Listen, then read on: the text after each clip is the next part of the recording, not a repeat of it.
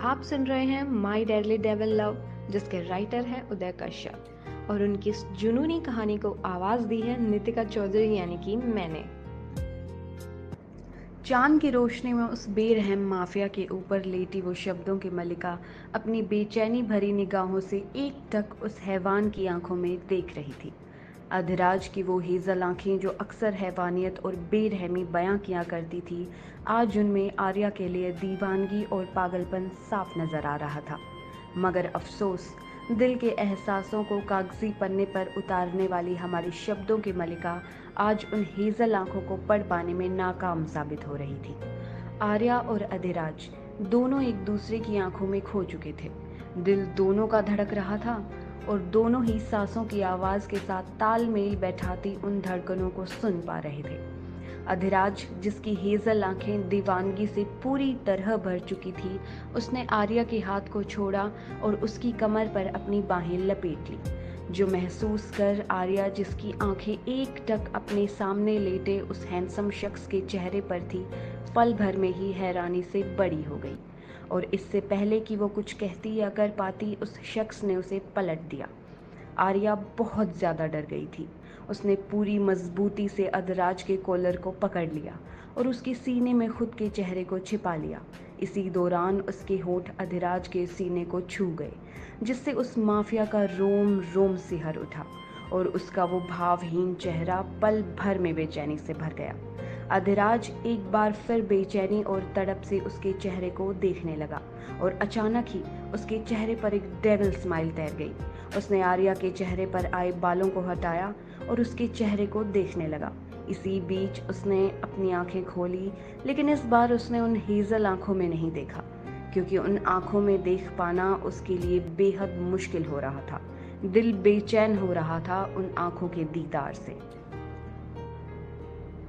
आप मेरे ऊपर से हटिए क्यूट हेजल आंखों वाले सर। आप बहुत भारी हैं, मेरा दम घुट रहा है। आर्या अधिराज को धक्का देते हुए मासूमियत भरी आवाज में बोली। उसकी बातें सुन अधिराज की वो डेविल स्माइल और गहरी हो गई और वो एक झटके में उसके ऊपर से हट गया। वो खड़ा होकर अपने हाथों को झाड़ने लगा। तभी एक बार फिर उसके कानों में वो प्यारी आवाज आई, जिसे माफिया अब पूरी जिंदगी सुनना चाहता था। आर्या अपना हाथ बढ़ाते हुए बोली, मुझे भी उठाइए, मेरा भी हाथ थाम लीजिए ना क्यूट आइज वाले सर। आर्या के इन शब्दों के कानों में पड़ने की देर थी कि वो माफिया तुरंत उसकी ओर मुड़ा और बिना किसी भाव के उसके चेहरे को देखने लगा। तभी आर्या एक बार फिर बोली, थामिए ना सर। ये सुन अधिराज तिरछा मुस्कुराया और फिर अपने हाथ आगे बढ़ाते हुए दीवानगी भरी आवाज में बोला, अगर मैंने तुम्हारा हाथ थामा तो याद रखना, जिंदगी भर के लिए ये हाथ मेरा हो जाएगा, समझी तुम? अधिराज के इन शब्दों में एक गहराई थी, एक सनक थी, जो महसूस कर आर्या फिर बेचैन होने लगी। मगर फिर दिल के एहसासों को नजरअंदाज कर एक बार फिर मासूमियत और प्यार के मिले जुले भाव से बोली, अरे ना छोड़ने के लिए भी तो आपको थामना होगा, इसलिए पहले थामिए। छोड़ने और ना छोड़ने का बाद में डिसाइड करिएगा क्यूट आइज वाले सर। आर्या को मालूम नहीं था कि उसने ये शब्द कहकर क्या किया है। एक हैवान, एक बेरहम को अपनी जिंदगी में आने का न्योता दिया है। खैर, ये सब तो वो बहुत पहले से करती आ रही थी। आखिर 5 साल पुरानी ख्वाहिश को एक ना एक दिन तो सच होना ही था। अधिराज ने एक नज़र अपने हाथ को देखा और फिर आर्या के हाथ को पकड़ते हुए मन में जुनून और दीवानगी भरे लहजे में बोला, आज से, बल्कि अभी से, तुम पर और तुम्हारी रूह पर सिर्फ मेरा हक हुआ, सिर्फ तुम्हारे अधिराज का जाना। आज से मेरी जिंदगी का मकसद दुनिया को फतह करने के साथ साथ अपने मलिका को खुश रखने का भी है। दुनिया जहान की खुशियाँ ये लूसीफर अपनी जाना के कदमों में लाकर रखेगा। इस दुनिया का बेस्ट हस्बैंड, बेस्ट फादर सब बनूंगा, सिर्फ अपने डॉल के लिए। इतना कहकर अधिराज ने आर्या के हाथ को पूरी शिद्दत से थाम लिया और काफी देर तक इसी तरह हाथ को निहारने के बाद उसे एक झटके में अपनी बाहों में खींच लिया।